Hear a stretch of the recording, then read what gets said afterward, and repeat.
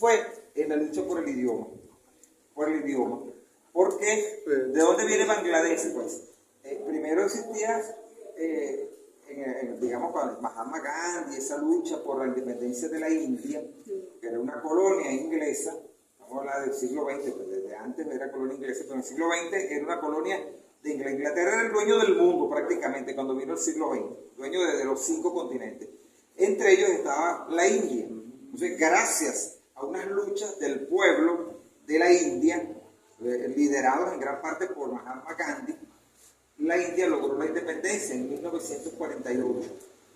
Pero, y hay un pero muy importante, que el país se dividió por cuestiones de religión, porque había una mayoría hindú en la India, pero en la parte occidental de la India, lo que llamamos Pakistán hoy en día, había una mayoría musulmana. Y esa mayoría musulmana no quería formar parte, o sea, había un partido muy importante que no quería formar parte de un país de mayoría hindú. Y eso condujo a la larga y no tan a la larga, pero fue por esos mismos años, a que la India se dividiera en dos. Entonces, no fue la India como tal, sino la India y otra parte de la India, que se llamó Pakistán. Pero ese Pakistán fue una cosa un poquito así medio, por decirlo con un eufemismo muy sui generis, o sea, muy particular, pues, porque Pakistán está al occidente, pero entonces embarcaron en un territorio que está del otro lado de la India, o sea, al oriente, el otro lado. Como que si nosotros embarquemos a Guyana, en un país, y embarquemos a Colombia, que está del otro lado. O sea, y tomando en cuenta que la India es más grande que Venezuela, o sea, que está más lejos todavía, está a miles de kilómetros. Entonces embarcaron a ese territorio que le llamaban Pakistán del Este o Pakistán del Oriente. Pero había un problemita ahí, que era el de la lengua. Mientras Pakistán del Occidente, el propio Pakistán, tenía una lengua mayoritaria que era una que llamaban Urdu, porque lo escriben de las dos maneras. Entonces, ocurre lo de siempre. ¿Qué es lo de siempre? Que el que gobierna quiere imponer, y eso es parte, mira, vamos a tomar esto como una clave. Todo el que gobierna quiere imponer, un pueblo que gobierne quiere imponer su ley en todos los ámbitos, entre ellos el lingüístico, a los demás dominados. Resulta que la lengua de Pakistán del Oriente, que estaba del otro lado de la India, que se llamaba Bangladesh, su lengua no era Urdu, sino que era bengalí. Entonces, pero como formaron parte de ese país nuevo, entonces el gobierno decidió que la única lengua era la lengua Urdu. Es como que a nosotros nos impongan de repente aquí, que Dios no lo quiera, Guyana gobierne aquí, y entonces diga, la lengua es el inglés. Bueno, a algunos les gustará, chévere, no habla inglés, pero yo estoy seguro que a la mayoría no le va a gustar mucho que le impongan está bien que sea porque tú quieras, pero no por lo obligado. Entonces lo obligaron a ese pueblo a que la lengua oficial, y la lengua oficial era que en la escuela, en los medios de comunicación y en la vida cotidiana se tenía que hablar ese idioma urdu, que era distinto del idioma que ellos hablaban, que era bengalí. Entonces comenzaron las protestas, ¿verdad? Una de las protestas fue organizada por los estudiantes de la Universidad de Dhaka. Dhaka es la ciudad capital de Bangladesh.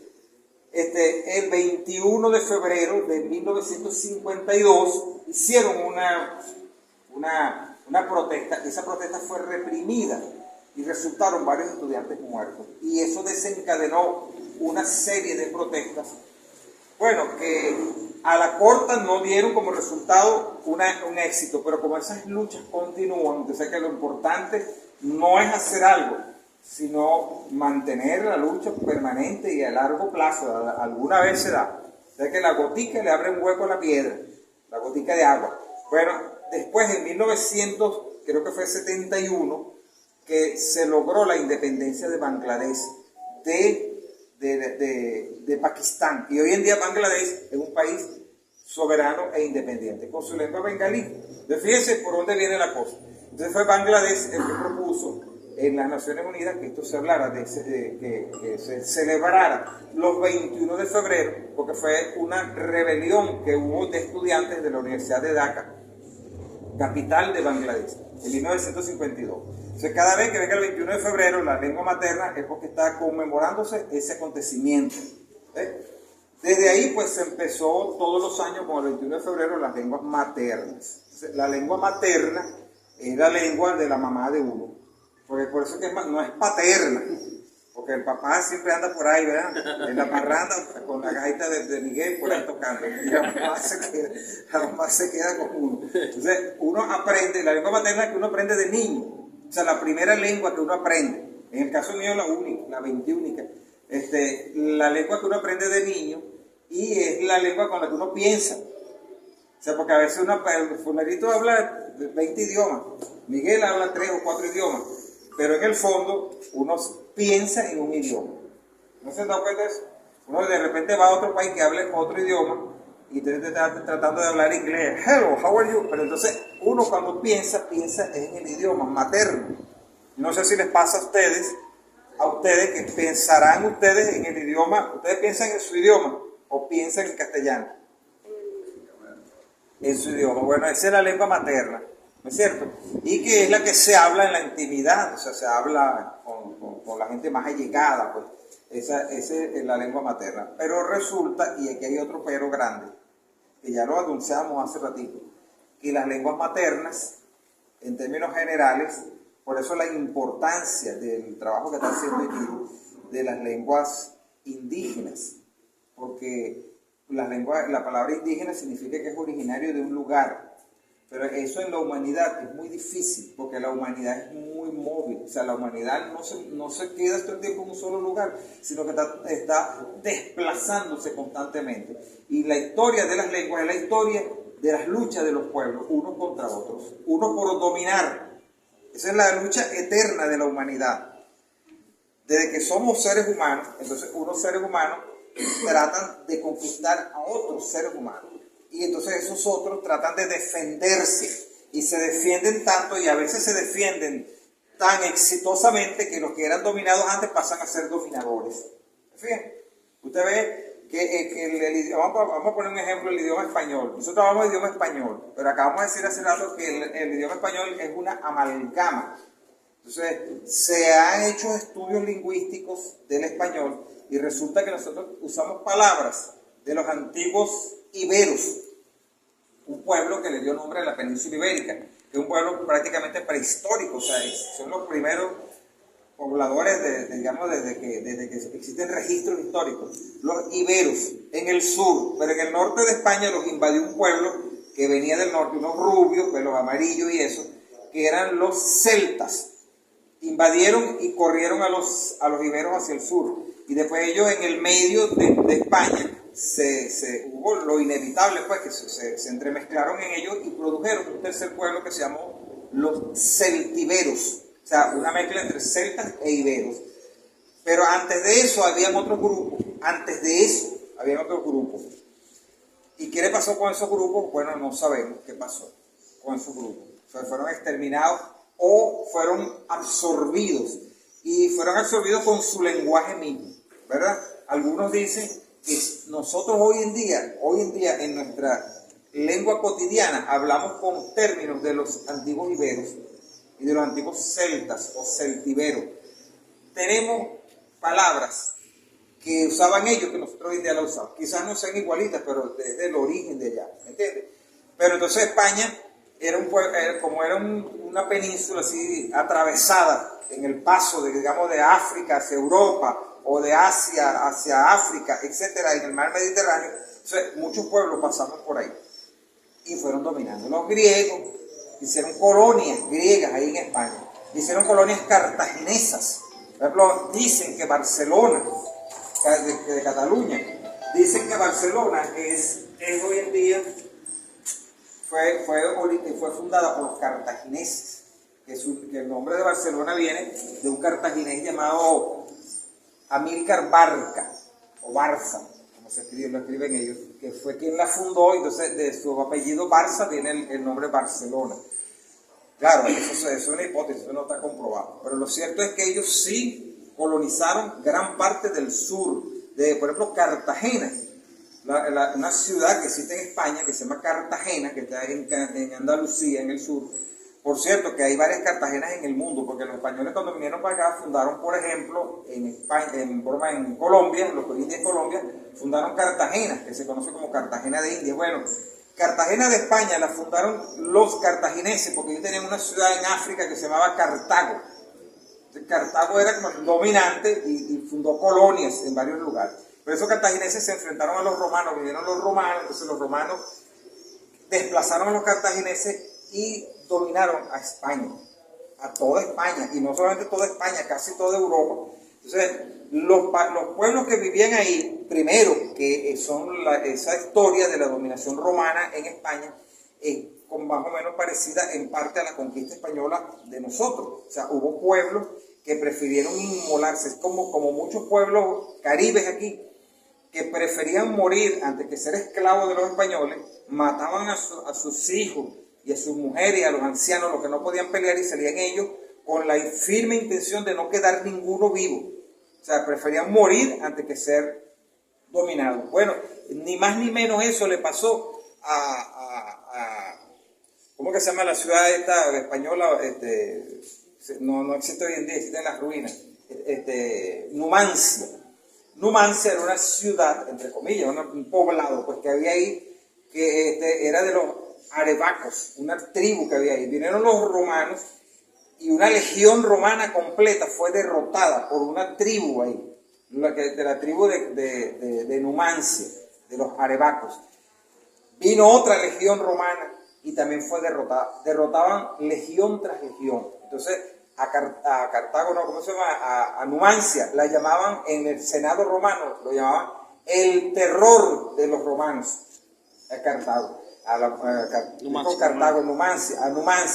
Bueno, al final nombraron a Escipión el africano, el vencedor de los cartagineses, lo nombraron para que fuera a dominar. Bueno, ¿qué hicieron los numantinos? Mataron a todos los que no podían luchar. Ellos mismos mataron a sus hijos, mataron a sus esposas, mataron a sus ancianos, y fueron ellos a pelear contra los romanos. Sucumbieron todos, no quedó uno solo, porque los romanos tenían una costumbre que cuando agarraban los prisioneros, se los llevaban a un desfile triunfal por las calles de Roma, como para humillarlos más, pues era como un trofeo de guerra.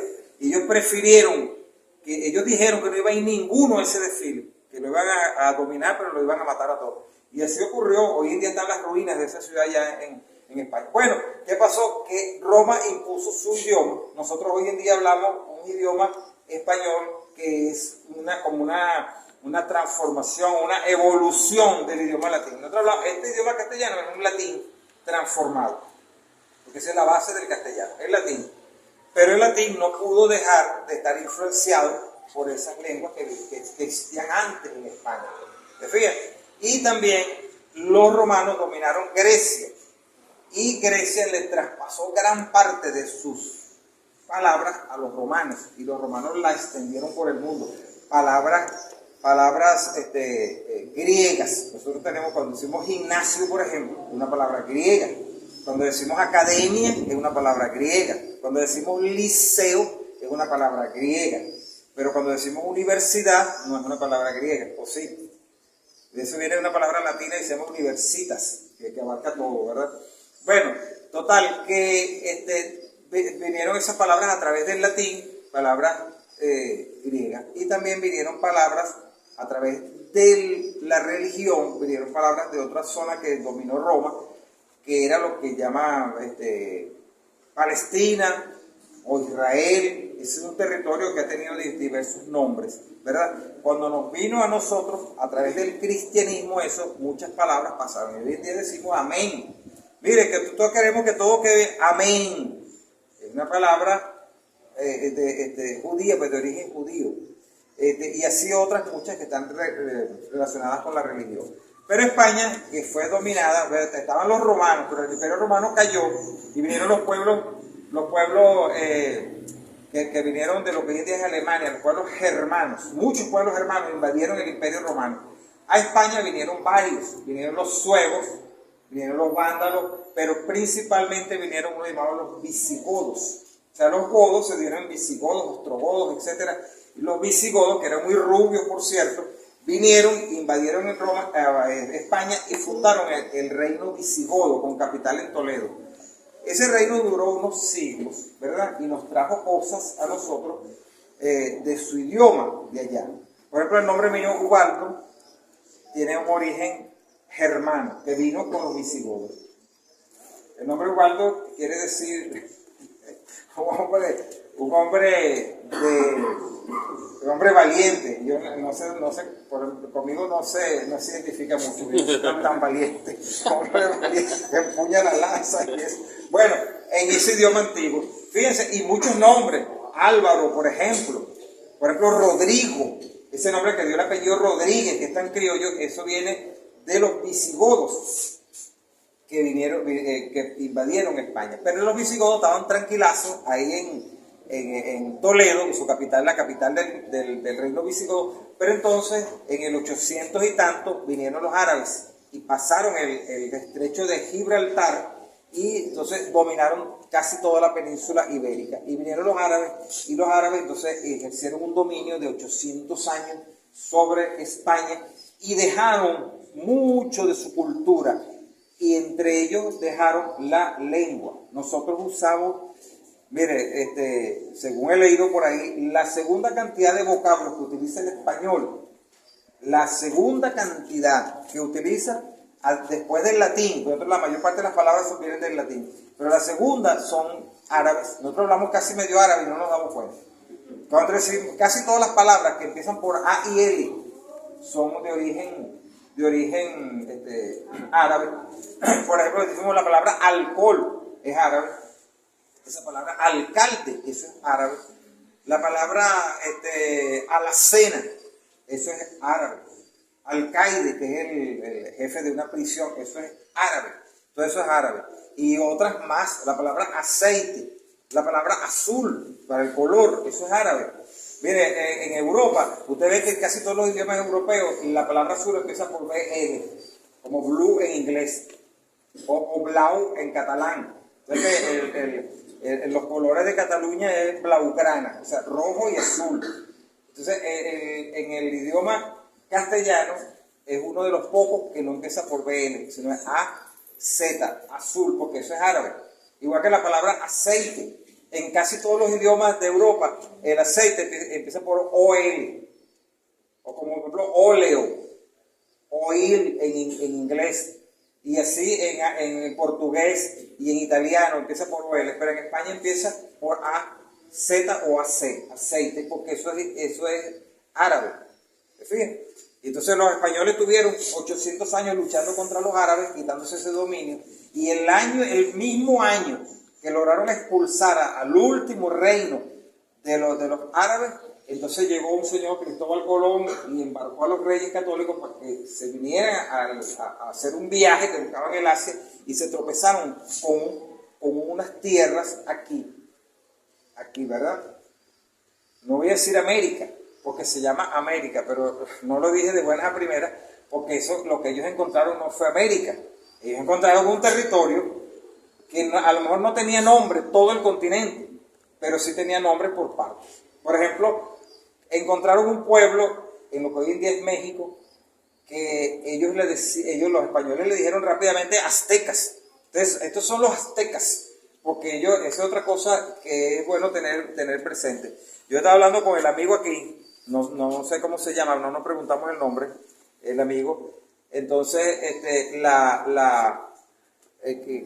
yo le decía que el idioma, le preguntaba que si le resultó fácil aprender castellano, porque a mi oído, yo oigo por ejemplo a Tony, que me decía yecuana, pero resulta que yecuana es una manera de decirlo, hay otra manera de decirlo, ahora ¿cómo que se dice más originalmente? ¿Cómo se dice? Bueno, en el caso de nosotros tenemos tres nombres.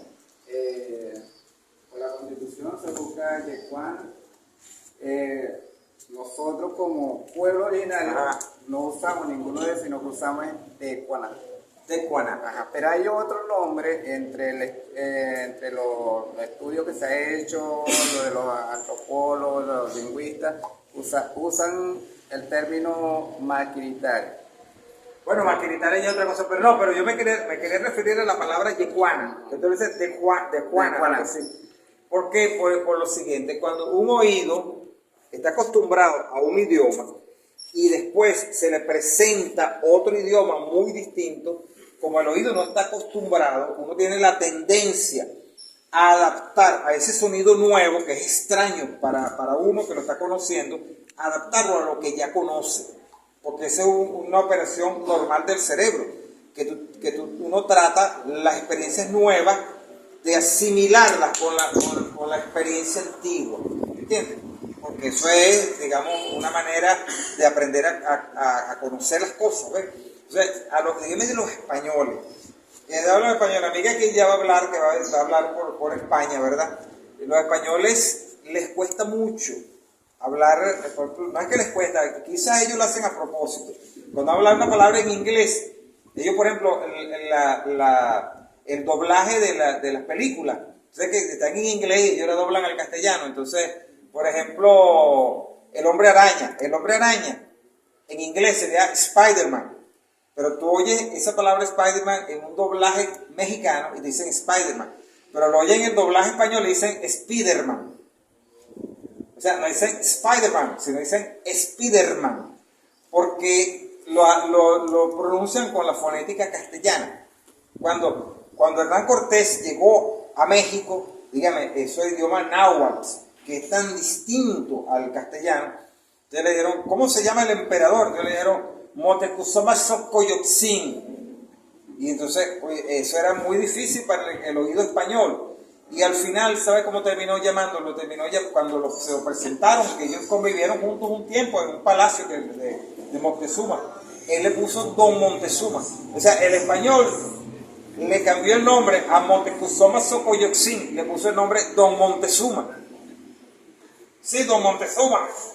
Ese era, ¿verdad? ¿Por qué? Porque el oído español no, y nosotros heredamos eso, pues. Y todo el mundo es así. El oído para las cosas nuevas le cuesta, ¿ves? Entonces, cuando uno, por ejemplo, oye que nuestros héroes indígenas fueron Guaycaipuro, usted dude, yo dudo de eso, de que se haya llamado Guaycaipuro. ¿Quién sabe cómo se llamaría? Pero para el idioma, para el oído español, oye, ¿cómo que se llama el indio que matamos ahorita? ¿Cómo se llamaba? Guaycaipuro. Entonces, el que escribió lo que más o menos pudo, Guaycaipuro. Y así quedó Guaycaipuro. Y el otro se llamaba Paramaconi. Entonces, al final, cuando hablamos guárico, por ejemplo, guárico es lo que escribió el español. O sea, nosotros estamos con un idioma transformado por el oído español. ¿Me entiendes lo que tenemos?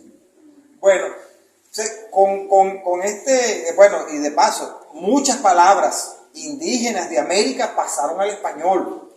Por ejemplo, la lengua náhuatl, que los indígenas de México tenían una gran civilización con unas grandes ciudades. La ciudad de Tenochtitlan, que era la capital de lo que llamamos hoy en día Imperio Azteca, que ellos no lo llamaban, ellos le decían Sem Anáhuatl, que quería decir el único mundo.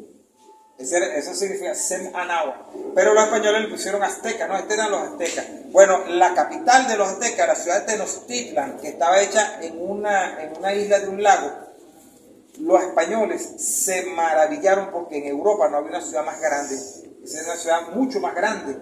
Y no solamente más grande, sino más bonita, con mejores palacios. En una novela que hay que se llama Azteca, de un autor llamado Gary Jennings, él pone que cuando los españoles subieron la cuesta para ver el Valle de México y vieron allá a lo lejos una ciudad con miles de banderas coloridas, banderas grandes que eran hechas con plumas, no eran con tela, con plumas de pájaros de todos los colores, y ellos vieron eso allá grandioso, esa ciudad, uno de los españoles, y que dijo, ni la Santa Roma. O sea, que ni siquiera Roma se le parecía en grandiosidad a esa ciudad de Tenochtitlan. Bueno, entonces, esa civilización, obviamente que influyó al castellano para darle palabras. Y hoy en día nosotros usamos palabras originarias del náhuatl, que a lo mejor, bueno, no sabemos si saben. Por ejemplo, cuando uno va a amarrar al burro, ¿con qué lo amarra? ¿Con qué amarra uno? Con un mecate, ¿no?